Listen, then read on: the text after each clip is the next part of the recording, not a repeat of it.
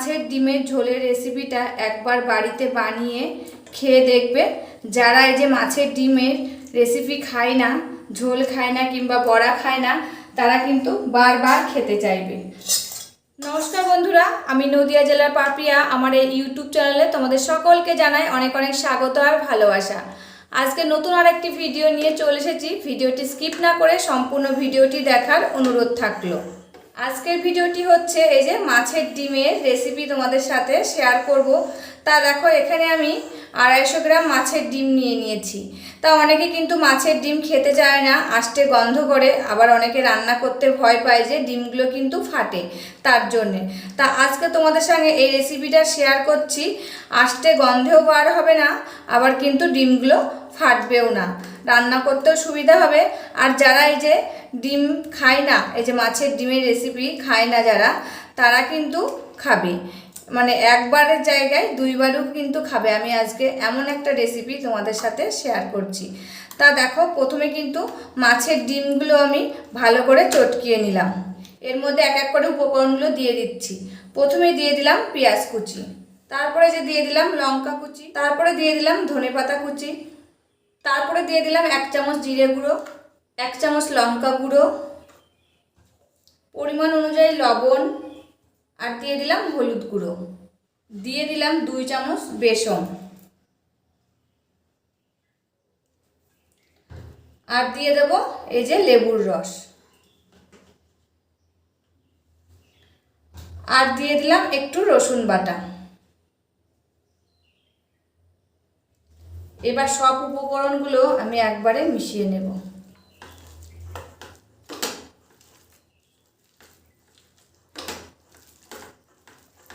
ধনেপাতাটা আর লেবুর রসটা দিয়েছি বলেই কিন্তু এই যে মাছের ডিম দিয়ে কিন্তু আষ্টে গন্ধটা বার হবে না। আর অনেকে সেই ফাটার ভয় থাকে, ডিম ভাজতে গেলে ফাটবে মাছের ডিম। তা দেখো, তার জন্য দিয়ে দিয়েছি বেসন। দেখো, সমস্ত উপকরণ কিন্তু আমার মেশানো হয়ে গেছে। তারপর গ্যাস ওভেনটা জ্বালিয়ে দিলাম, আর এরপরে একটা ননস্টিকের তাওয়া বসিয়ে দিলাম। তাওয়াটা গরম হোক, তারপরে আবার ফিরে আসছি। বন্ধুরা, আবার ফিরে আসলাম। এই যে আমার তাওয়াটা গরম হয়ে গেছে। এরপর দিয়ে দিলাম আমি সাদা তেল। বন্ধুরা, তেলটা গরম হয়ে গেছে। এবার আমি এর মধ্যে মাছের ডিমটা ঢেলে দেব।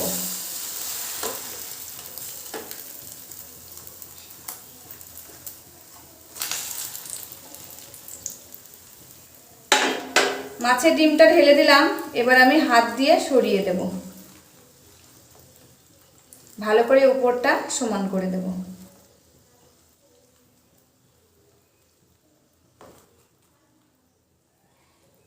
এবার আমি 3-4 মিনিটের জন্য ঢাকা দিয়ে রাখবো। এবার আমি ঢাকনাটা তুলে নিচ্ছি। আর দেখো কি সুন্দর ফুলেছে, আর অনেকটা তেল দিয়েছি, চারিদিকটা তেলটা দেখো ফুটছে। এবার আমি এটাকে উল্টিয়ে নেব। তোমরা যদি উল্টাতে না পারো, সেই ক্ষেত্রে কিন্তু কেটে কেটে নিয়ে উল্টাতে পারো। আর আমি সুন্দরভাবে উল্টিয়ে নিলাম। না, একটা থালার উপরে এটাকে ঢেলে দিয়ে উল্টিয়ে নিতে পারো। বন্ধুরা দেখো কি সুন্দর ভাজা হয়ে গেল, এক ফোঁটাও কিন্তু ফোটেনি মাছের ডিমটা। এবার আমি এটাকে কেটে পিস পিস করে নেব।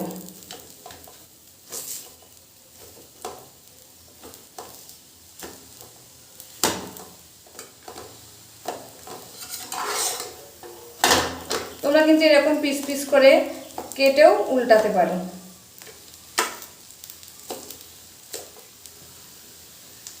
বন্ধুরা দেখো, আমি বরফির মতন করে পিস পিস করে নিলাম। আর তোমরা যেরকম পিস করতে চাও সোজাসুজি করতে পারো, আবার আমার মতনও করতে পারো। দেখো, বরফির মতন করে সুন্দর করে পিস পিস করে নিলাম। আর সুন্দর কিন্তু ভাজাও হয়ে গেছে, আর একটু আষ্টে গন্ধও বার হচ্ছে না, আবার কিন্তু এই যে ফোটেও নি। দেখো কি সুন্দর সুন্দর পিস করে নিয়েছি। বন্ধুরা, মাছের ডিমটা আমি এবার নামিয়ে নিচ্ছি। দিয়ে একটা কড়াই বসিয়ে দিলাম। কড়াইটা গরম হয়ে গেছে। কড়াইয়ের মধ্যে দিয়ে দিলাম সর্ষের তেল। আমি রান্নাটা সর্ষের তেলেই করব। আর ডিমটা কিন্তু ভেজে নিয়েছি সাদা তেলে। ডিমগুলো যেহেতু রান্না করব তার জন্য কিন্তু প্রথমে আমি আলুগুলো কেটে রেখেছিলাম, সেই আলুগুলো এখন ভেজে নেব। আর তেলটা আমার গরম হয়ে গেছে, আলুগুলো দিয়ে দিয়েছি। আর এই যে আলুগুলো এখন ভেজে নেব। 2-3 মিনিট ভাজার পর দিয়ে দিলাম 1 চিমটে লবণ, আর দিয়ে দিলাম একটু হলুদ গুঁড়ো, দিয়ে ভালো করে আলুগুলোর মধ্যে মিশিয়ে নিচ্ছি। আর একটু ভেজে আলুগুলো কিন্তু নামিয়ে নেব। আলুগুলো আমার ভাজা হয়ে গেছে, আলুগুলো এবার নামিয়ে নিচ্ছি। লাল লাল করে দেখো ভেজে নিয়েছি। ওই তেলের ভিতরে আর একটু তেল দিয়ে নিলাম আমি।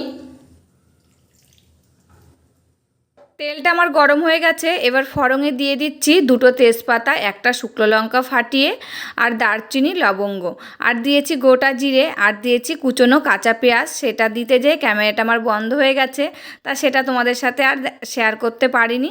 আর এই যে এখন পেঁয়াজটা ভাজছি। বন্ধুরা, পেঁয়াজটা এই যে ভাজা ভাজা করে নিলাম। এর মধ্যে দিয়ে দিচ্ছি মশলা। আমি আগে থেকে জিরে, আদা, ধনে, কাঁচা লঙ্কা, পেঁয়াজ, রসুন আর আদার একটা মশলা করে রেখেছিলাম, তা সেই মশলাটাই কিন্তু এখন দিয়ে দিলাম। এর মধ্যে দিয়ে দিচ্ছি পরিমাণ অনুযায়ী লবণ, হলুদ গুঁড়ো, আর দিয়ে দিলাম কাশ্মীরি লঙ্কার গুঁড়ো। আর মশলার মিক্সির বাটিটা ধুয়ে দিয়ে দিচ্ছি জল।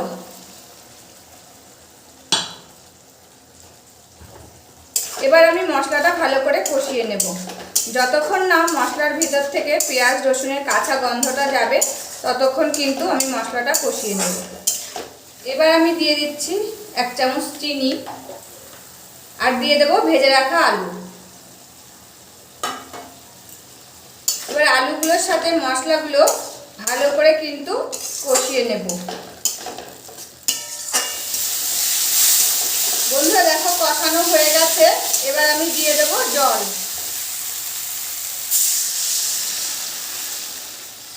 বন্ধুরা, জল দেওয়া হয়ে গেছে, এবার এটাকে ঢাকা দিয়ে দেব যতক্ষণ না আলুগুলো সিদ্ধ হবে।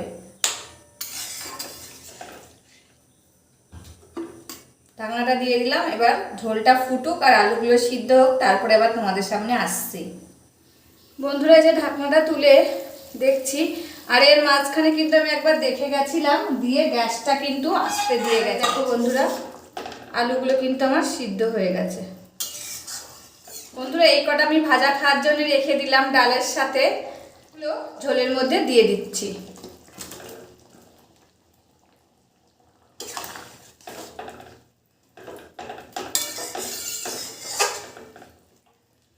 এবার আর খানিকক্ষণ আমি টকবক করে ফুটিয়ে নেব।